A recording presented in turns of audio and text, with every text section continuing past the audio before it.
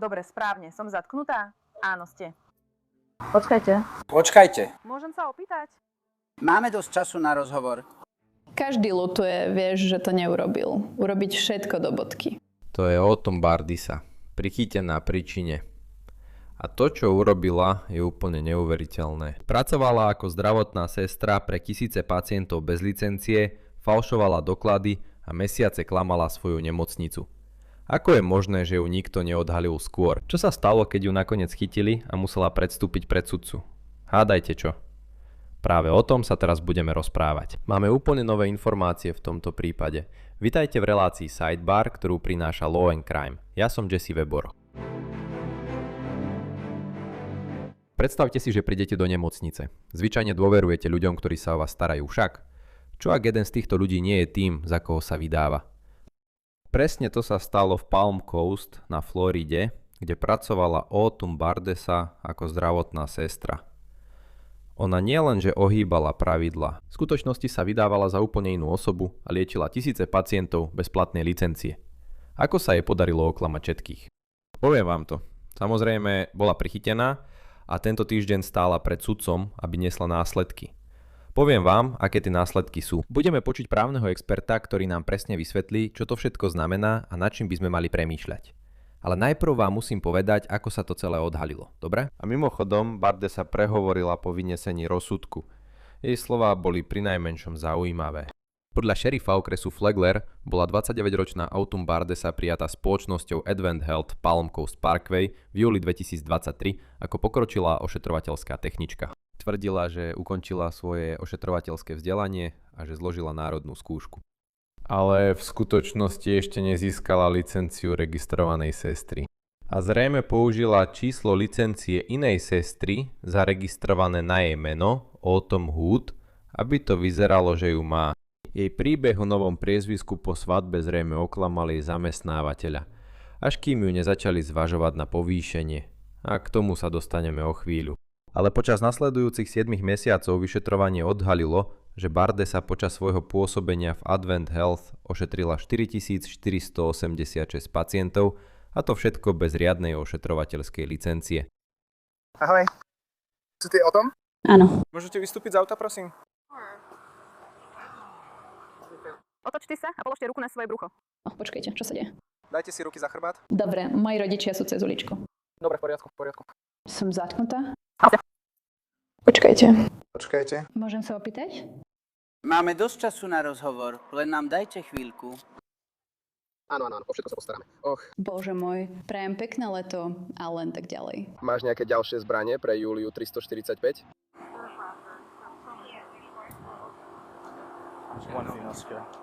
Takže ti len poviem, že je na teba vydaný zatýkač pre závažný trestný čin, dobre? Je na to kaucia, dobre, čo je dobré. Myslím, že výška kaucie je 70 000, dobre? Dobre? Takže sa môžeš dostať von na kauciu. Čo? Za čo? Vieš, o čo tu celé ide? Nie úplne. Mala som niečo s ministerstvom zdravotníctva, ale mám svoju licenciu. Dobre. A myslela som si, že je to vybavené, pretože je bez obmedzení a aktívna. Dobre, takže to vyplýva z tohto.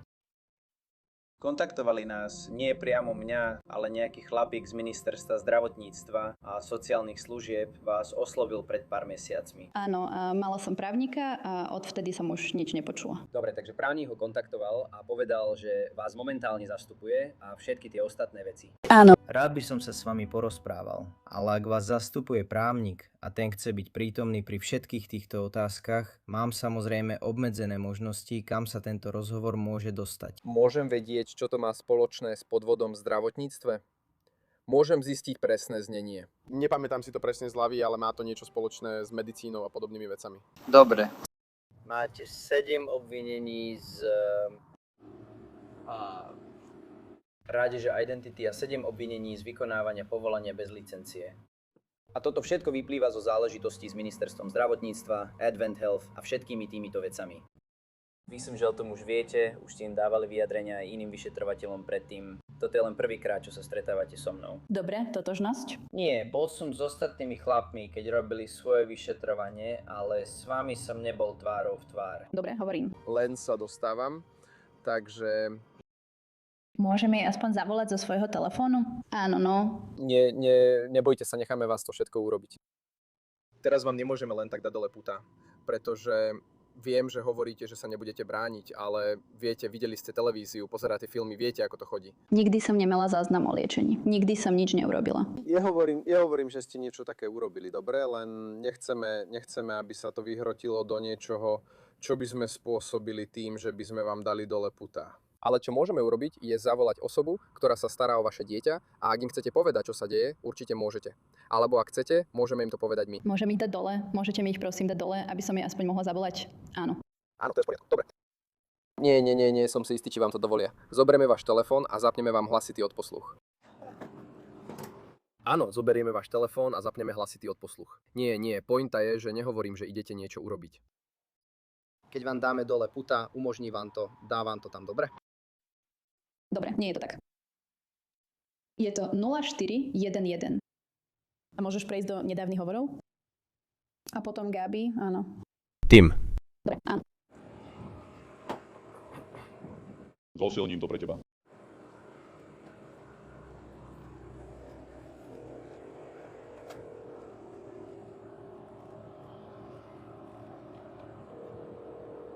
Vyzerá to, že tvoje vchodové dvere sú otvorené. Áno, išlo to. Áno, prosím. Chcel si na chvíľu vojsť dnu, aby si sa schoval pred teplom? Áno. Myslím, je ešte niekto iný v dome? Mám tvoje kľúče. Dobre, vidíš niečo? Môže niekto? Je ešte niekto v dome? Len môj pes, ale volá ma. Môžete ma len odviazať. Nič neurobím. Teraz ho nemôžete odviazať. Dobre, poďte, prejdite sa po svojom dome. Tu, ako som povedal, len si sadnite. Áno, len presuniem svoje auto na príjazdovú cestu. Musím to povedať rýchlo. Videli ste tie titulky o tom, koľko Američanov má teraz problémy s dlhmi? Je to vážne. Ale potom sa to objaví. Viete, prejavuje sa to aj na vašich vlastných číslach, keď rastú zostatky, poplatky a minimálne splátky sa naťahujú na celé roky. Nemusí to však tak zostať. Prečo to hovorím? Dnešný sponzor PDS Debt pomohol 100 000 ľudí dostať sa z dlhov, znížiť to, čo dlhujú a získať späť kontrolu. Takže či už ide o kreditné karty, osobné pôžičky alebo účty za liečbu, PDS Debt má prispôsobené možnosti, ktoré vám pomôžu splatiť dlh rýchlejšie. Nie je potrebné žiadne minimálne kreditné skóre. Pozerajú sa ďalej než len na čísl a vytvárajú personalizované plány, ktoré vám pomôžu vrátiť peniaze tam, kam patria, do vašich vreciek. Navyše, od Better Business Bureau majú hodnotenie A+. Každý mesiac, ktorý čakáte, vás bude stať viac, ale vaša cesta von začína práve teraz. Keď sú čísla jasné, konajte. Získajte späť kontrolu za 30 sekúnd. Získajte svoju bezplatnú personalizovanú analýzu a najlepšiu možnosť pre vás na pdsdept.com/sidebar. To je pdsdept.com/sidebar. pdsdept.com/sidebar. Úrad šerifa okresu Flagler, jednotka pre pátranie po hľadaných osobách, zatkla Bardisu v jej dome v Palm Coast 5. augusta 2025. A šerif Rick Staley to označil za jeden z najznepokojujúcejších prípadov medicínskeho podvodu, aké kedy vyšetroval. Pričom poznamenal, že potenciálne ohrozila tisíce životov. Domnievame sa, že je tam viac ako 4400 pacientov. Že bola jedným alebo druhým spôsobom zapojená do starostlivosti v Advent Health Palm Coast, čo je naša najnovšia nemocnica v okrese Flagler. To je tá časť však. Toto nie je neškodný zločin. Tak ako sa to mohlo tak dlho prehliadať? No, Barde sa zrejme povedala personálnemu oddeleniu, že zložila licenčnú skúšku. A keď v januári 2025 prišlo k tomuto povýšeniu, kolega vykonal kontrolu licencie. A vtedy sa zistilo, že licencia C je neplatná. A zrejme tiež nikdy nepredložila sobášny list, ktorý by zodpovedal údajom, ktoré uvádzala. A toto je zo sťažnosti pod prísahou, ktorú Bardesa podala v januári 2025. Ale ešte zvláštnejšie je, že sestra, ktorej údaje použila, Autumn Ruba, chodila do školy s Bardesou, ale osobne ju nepoznala. Dve Autumn a obe pracujú pre Advent Health, len v rôznych nemocniciach. Toto je podľa kancelárie šerifa okresu Flagler. Je to neuveriteľné. Teraz úrady tiež zistili správy, že Bardesa podávala predpísané lieky kolegom, vrátane Ozempiku a injekcií antikoncepcie. Aj keď chcem byť jasný, podľa sťažnosti neboli vznesené žiadne drogové obvinenia. Takže ju prichytia doma, policajti pri dverách, kamera na tele beží a myslíte si, dobre, prípad uzavretý. Však tu sa to začína naozaj štát to len tak nenechal prejsť. Barde sa čelil viacerým obvineniam z trestných činov za vykonávanie praxe bez licencie a predstieranie, že je niekto iný, podľa záznamov súdu okresu Flagler. A počas nasledujúcich niekoľkých mesiacov čelila vypočúvaniam, predbežným pojednávaniam a pribúdajúcim dôkazom. Ale zvrat nastal v tom, že namiesto úplného súdneho procesu Barde sa nakoniec obvinenia nespochybnila. 17. apríla stála pred sudcom okresu Flagler. A viete čo? Hneď sa dostaneme k tomu, čo sudca rozhodol. Ale prečo o tom nechceme hovoriť? Pridáva sa k nám floridská súdna advokátka Alexis Rosenbergová. Už sme ju chvíľu nevideli, chceme o tom hovoriť. Takže ešte neprezrádzajte trest. Budeme hovoriť o tom, aký je trest. Ale prečo nespochybniť obvinenia? Pretože namiesto toho, aby išla pred súd, stiahla svoje predchádzajúce vyhlásenie o nevine a podala vyhlásenie nolo contendere. Zle som to vyslovil. Nolo contendere. Myslím, že to teraz hovorím správne. Dve obvinenia, nelegálne vykonávanie zdravotníckeho povolania a podvodné použitie osobných identifikačných údajov. To podľa záznamov súdu v okrese Flagler. Prečo si myslíš, že to urobila? Takže toto konkrétne vyhlásenie, ktoré v právnickom svete nazývame nolo, v podstate znamená priznať vinu bez toho, aby ste priznali vinu. V podstate o to ide. A je to niečo, čo je tak trochu výnimka na Floride. Niektoré iné štáty to môžu mať, ale nie je to dostupné vo všetkých štátoch. Takže nie je nezvyčajné, že obžalovaní zvolia tento typ dohody, ak sa prikláňajú k tomu, že sa nepriznajú vinní. To je tá dohoda, ktorú si vyberú. Aká bola jej výhoda? Prečo jednoducho nepriznať vinu? Vždy ma zaujímalo, či je to niečo ako nebudem stať pred súdom a priznávať, že som to urobil, ale nebudem bojovať s prokuratúrou, nebudem bojovať proti prípadu. Je v tom niečo? Nechcem to priznať. Je to nejaký spôsob, ako si zachovať svoje práva? No, nepriznávate to a na Floride je to celkom bežné. Je to trochu nezvyčajné, keď obžalovaný, ktorý prijíma dohodu o vine a treste, povie presne tie slová, o ktorých hovoríte. Nevinný. Takže to nie je nezvyčajné. Výhoda? Nie je v tom nevyhnutne žiadna výhoda, okrem toho, že v skutočnosti nič nepriznávate. Takže potenciálne z občianskoprávneho hľadiska tam platia niektoré veci, ktoré sú trochu odlišné, keď príjmeš takúto dohodu. Ale z trestnoprávneho hľadiska vlastne nie. Si prekvapený? Na základe dôkazov?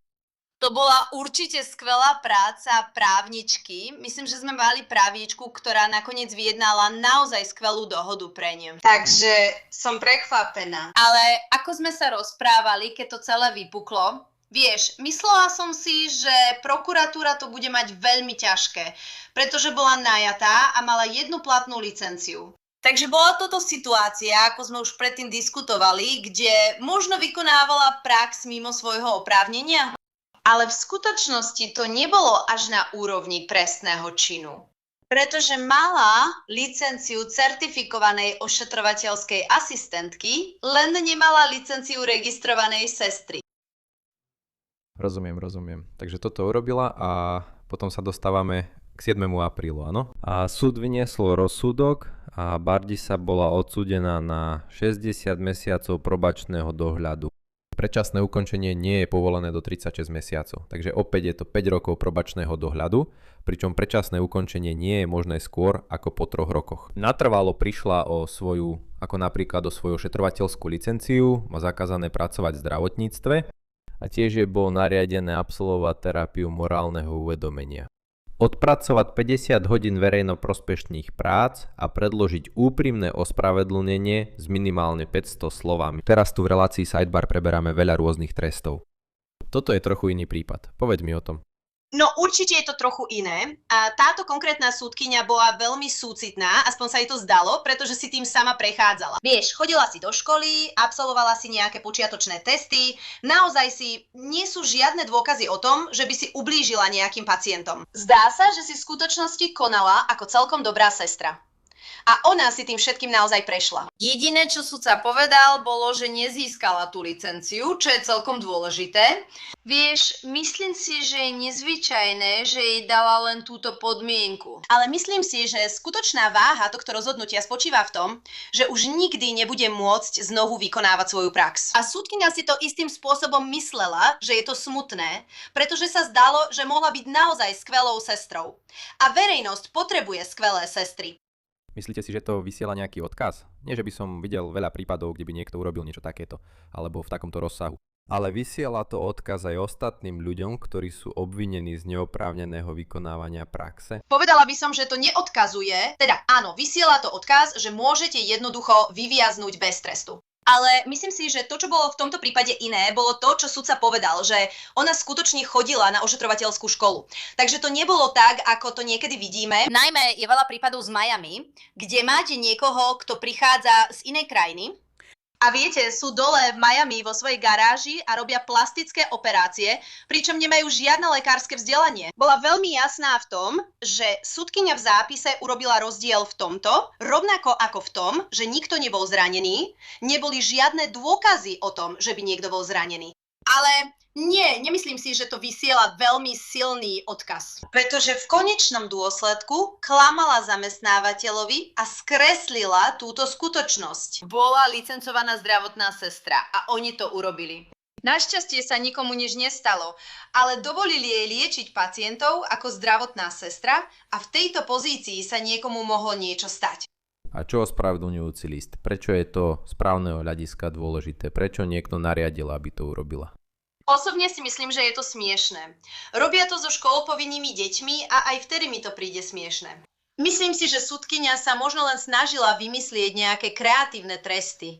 Možno chcela, aby si sadla a naozaj premýšľala o tom, čo urobila a ako. Toto bolo určite zlé rozhodnutie. Ale má to nejaký vplyv na obeť? Nemyslím si. A nemyslím si to ani z hľadiska trestu. Podľa mňa je to trochu smiešné. No prehovorila pri vyhlásení rozsudku a potom hovorila aj s médiami a povedala niečo o tom, či by jej to malo zničiť život. To je to, čo povedala. Každý ľutuje, viete, že si niečo nepreveril, neurobil všetko správne, neuzavrel všetko úplne, ale myslím si, že chyba by nemala niekomu zničiť život. Takže Alexis nazvala to chybou. Myslím, bola obvinená z toho, že ošetrila viac ako 4400 pacientov bez licencie. Bola obvinená z toho, že ukradla identitu inej sestry. Chyba. To je to, čo chcete povedať potom, čo toto urobíte. A potom? A možno vám to trochu napovie, ako sa priznala. Ale aj potom, čo sudca, viete, prejavil istú mieru zhovievavosti. Povedala by som, že to bola chyba. Určite si myslím, že to bolo, viete, zlé rozhodnutie z jej strany, ale verím, že to bolo úmyselné. Keď dala číslo tej druhej sestry, viete, tomu sa nedá vyhnúť. Takže mala úmysel urobiť to, čo robila. Myslím si však, že aj zamestnávateľ vo Advent Health je za to zodpovedný. Pretože majú povinnosť zabezpečiť, aby ich sestry a zdravotnícki pracovníci mali príslušné licencie a osvedčenia. Ale to by nemalo ospravedlniť jej činy. Myslím, že v podstate je jej celý život zničený? Nie, ale myslím, že si určite bude musieť nájsť inú kariéru. Pravdepodobne sa už ani potom to nevráti k tejto práci. Šanca, že jej rada pre ošetrovateľstvo dá licenciu, je veľmi malá. Nie úplne nemožná, pretože si môže po skončení tohto procesu požiadať znova. Ale je veľmi nepravdepodobné, že jej Florida udelí ošetrovateľskú licenciu. Pretože jej bolo nariadené, že nemôže byť, musela sa vzdať tej, ktorú mala, ktorá myslím už aj tak vypršala, teda tej licencie certifikovanej ošetrovateľskej asistentky. A že nemôže ísť pracovať v zdravotníctve. A nemôže si požiadať o žiadnu licenciu na to, až po 5 rokoch od toho môže. Ale je to na licenčnej komisii. A licenčná komisia za týchto okolností jej pravdepodobne nevydá licenciu. Bolo to zaujímavé, pretože na začiatku ste povedali, že pre obžalobu to mohol byť ťažký boj. A na druhej strane ste práve povedali myšlienku prezatia niečej identity. Cez to by sa nedostal, takže si myslíte, že by bola uznaná vinou, ak by to išlo pred súd? Za niektoré z obvinení? Áno, myslím si, že problémom bolo podvodné vydávanie sa za inú osobu, používanie cudzieho preukazu totožnosti. Myslím, že to bolo celkom jasné. To by bolo pre prokuratúru pomerne jednoduché. Ale vykonávanie praxe bez licencie by bolo oveľa ťažšie dokázať. Pretože bola najatá na zdravotnícku pozíciu, mala ten nižší typ licencie a naozaj išlo o to, čo presne robila. Pretože predtým, než poskytla to číslo, stále pracovala v medicíne, v nejakej lekárskej pozícii. a museli by prejsť celým účtovaním a všetkými vecami, aby ukázali zdravotnú dokumentáciu, čo presne robila. A prešla z tej pozície certifikovanej ošetrovateľky, ktorou pôvodne bola a na ktorú bola pôvodne prijatá, na niečo iné. Prekročili jej skutočné povinnosti rámec tejto pozície a zasahovali do kompetencií všeobecnej sestry. To je dobrý postreh. No, toto je záver, pokiaľ sa, viete, nejako znova nedostane do správ. Nemáme dôvod si to myslieť, ale je to zaujímavý záver veľmi zaujímavého prípadu. Alexis Rosenbergová, ďakujem, že ste si našli čas. Ďakujem, že ste ma opäť pozvali. A to je všetko, čo pre vás momentálne máme tu na Sidebar. Ďakujeme vám všetkým, že ste sa k nám pripojili. A ako vždy, prosím, prihláste sa na odber na YouTube, Apple Podcast, Spotify alebo kdekoľvek, kde počúvate svoje podcasty. Môžete si nás pozrieť aj na Peacocku od NBC. Ak ma chcete sledovať na Instagrame, moja relácia Jesse Weber Live na News Nation je od pondelka do piatka o 23:00 východného času. Uvidíme sa na budúce, priatelia.